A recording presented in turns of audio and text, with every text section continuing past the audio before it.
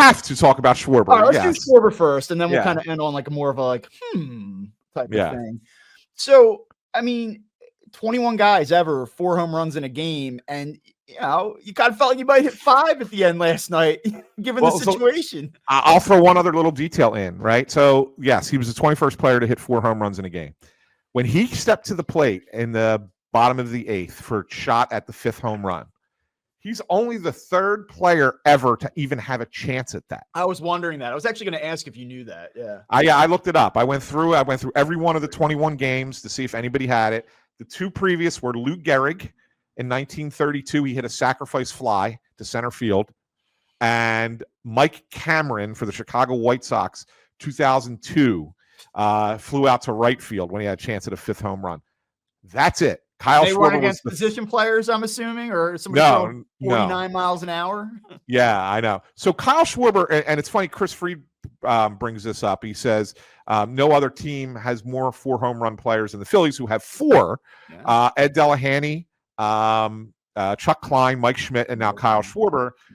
And the interesting thing is Chuck Klein and Mike Schmidt's 4th home run came in the 10th inning. So that means the only 2 who did it in 9 innings were Ed Delahanty and Kyle Schwarber. Ed Delahanty did it at a ballpark that had a 560-foot center field. 2 of his home runs were inside the park, and they came in a loss.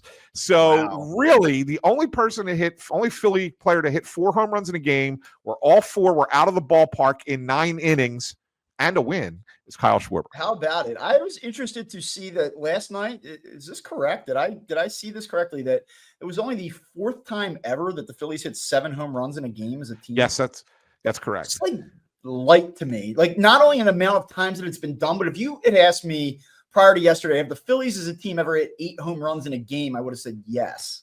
Yeah, and the answer is no. So the previous 3 where they did it at Veterans Stadium against the Mets in 1998. Yeah, and then they did it in 21. Is that right? They did it in 2018 and 2021, both times in Cincinnati against the Reds. Yeah, how about that? So yeah, this would be the 4th time that they hit 7 home runs in a game. So on Schwarber, obviously 0 for 11 against the Mets. Look, 0 for 20. Period. Yeah, you go back to the prior series. Hit against the Mets. It's just hard when you look at the body of work and what he's done this season to be critical of Kyle Schwarber. And so I'm not going to be, but like, if we're going to sit here and talk about the Phillies and not getting it done in New York and having to be better against this team, like, he's part of that. He's a big part of that. He wasn't good enough this week. Now, you look today, he's trailing Cal Raleigh by 1 home run now. He's right on him for the major league lead. And as much as his season's been publicized, he's on pace for 114 runs scored, 59 home runs, 144 runs batted in, 106 walks, and he has a 956 OPS in this moment. He's not going to win MVP.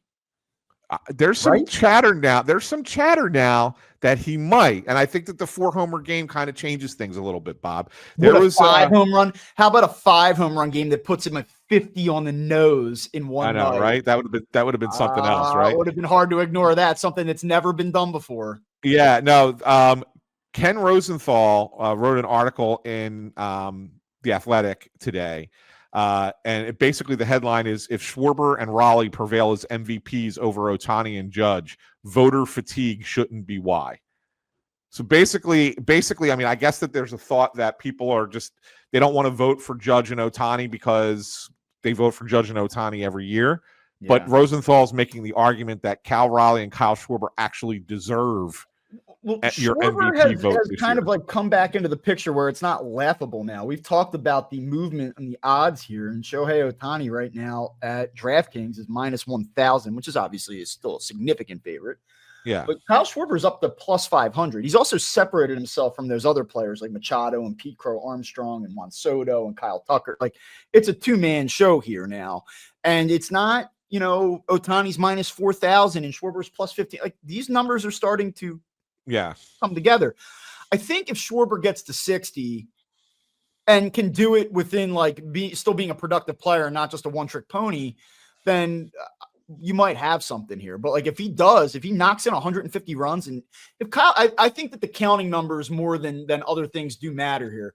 He keeps his average where it's at right now, continues to walk, clears that threshold, gets to 60 home runs and 150 runs batted in, like I think then all of a sudden it's really hard to ignore it.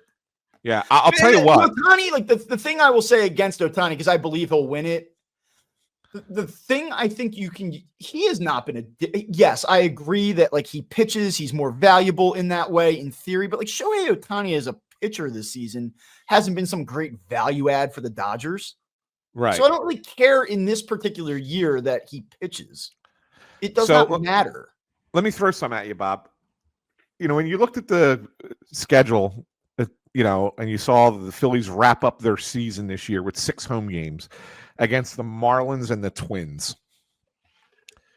It didn't really excite, right? There was there's not going to be a lot of juice for those games at the end of the year. Yeah, there might be it might mean something to the Phillies, right? As far as where they finish in the division or to finish in the National League standings, whatever. And still may. I mean, this thing against the Dodgers could go down to the wire and games could matter in that regard. But the matchups didn't really excite you.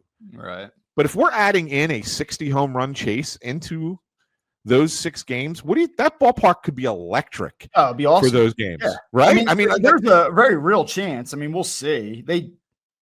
I fear that this past week might have done a lot of damage in terms of securing a bye, but let's just say next month there's a world where they are trying to hold down a bye and he's going after 60 home runs. I mean, those games are going to be awesome to watch.